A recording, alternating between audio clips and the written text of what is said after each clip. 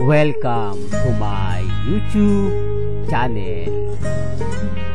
Kung bago ka lang sa channel na to at true-blooded Aldab Nation ka, tama po ang channel na pinuntahan mo. Kaya considering na po kitang bagong subscriber. At huwag mong kalimutan pindutin yung bell para lagi po kang updated sa bagong video na ilalabas ko. Salamat po sa iyong pag-click sa channel na to. Welcome back mga kaaldab. Ito na naman po ang inyong lingkod, si Mr. Destiny. At syempre magbibigay na naman tayo ng pinakamagandang update po ngayon sa social media. Ito yung pinaka-latest na ganap kay Alden Richards. Marami pong mga komento, marami pong mga bali-balita mga kaaldab na talagang nakakatuwa.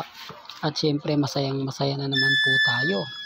Di po ba? Sabi ko nga po sa inyo, dito po kayo sa channel ni Mr. Destiny. Updated na updated po kayo. Gaya ng nakaugalian.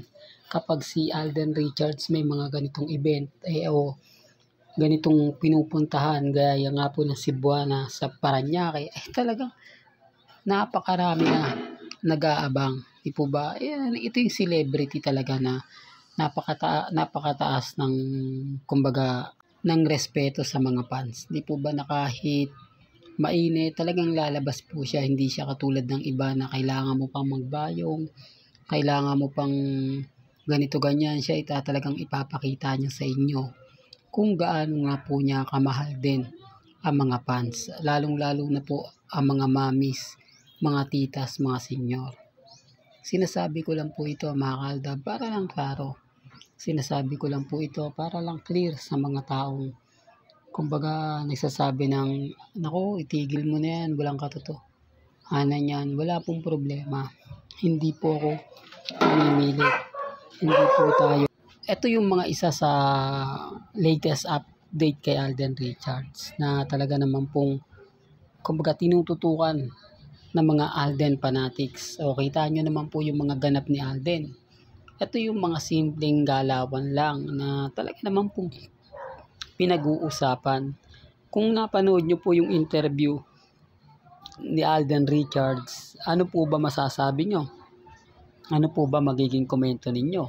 Hati-hati po kasi ang opinion ng mga ilang netizen. Pero ngayon, masaya na po tayo kasi blooming na blooming ngayon si Richard Polkerson. Ramdam mo na hindi siya pressure, wala siyang commitment, di po ba? Hindi siya nag-guest sa All Out Sunday, hindi siya ganong lumalabas sa unang hirit, di po ba, sa mga update po sa 8 Bulag sa GMA Network, kung ano nga po ba mangyayari ngayon 2024, sa mga 2025, sa mga teleserye, mag-guest ba siya, may project ba siya, wala pong balitang ganyan. Kaya nga sabi ko sa inyo, natutuwa ako dahil inilabas na po yung interview ni Alden.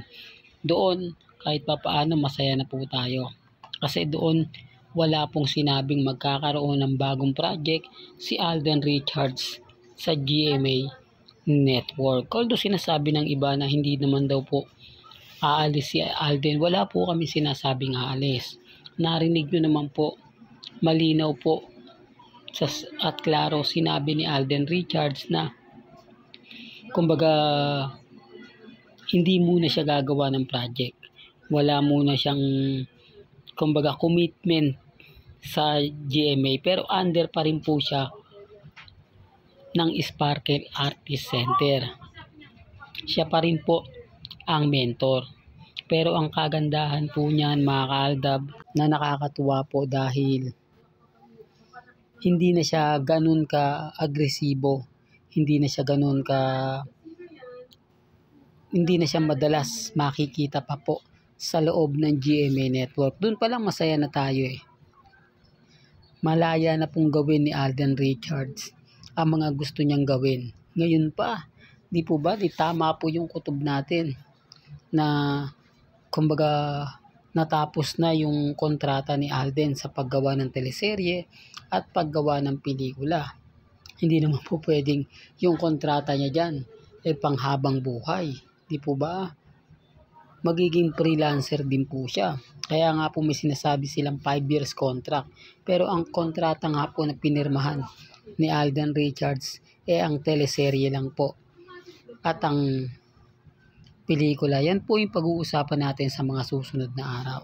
Siyempre, kumukuha pa po rin tayo ng mga update kung totoo nga po ba, kung wala nga po talagang update na gagawa ng pelikula si Alden sa kumbaga collaboration ng GMA Network. Kasi mahirap po talagang magkomento ngayon dahil sinasabi nga po nila na gagawa nga po raw sila Heart Evangelista at si Alden Richards. Alam naman po natin na hindi po yan mangyayari. Alam naman po natin na imposible yan mangyari. Pero wala pong pilitan. Hindi ko po sila pinipilit. Ang sa akin lang naman po, binibigyan ko lang po kayo ng idea. Binibigyan ko lang po kayo ng mga update na yan po yung pinag-uusapan. Yan po yung mga katanungang talagang napakasarap pong pag-usapan. Lalo na nga po pag si Alden Richards ang topic. Kasi talagang gustong-gusto nilang matali nga po si Alden sa GMA Network na imposible pong mangyari yan.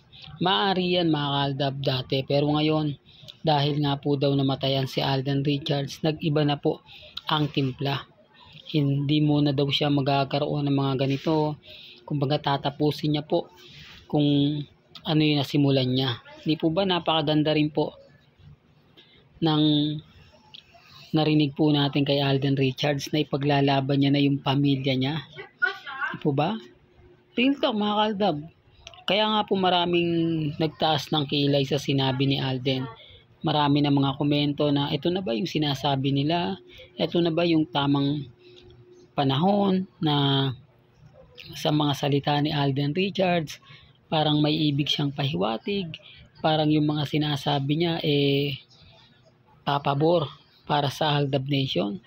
Well, wala akong sinasabing ganyan mga kaaldab. Ang sa akin lang naman po nagbibigay lang po tayo ng update para po sa Aldab Nation.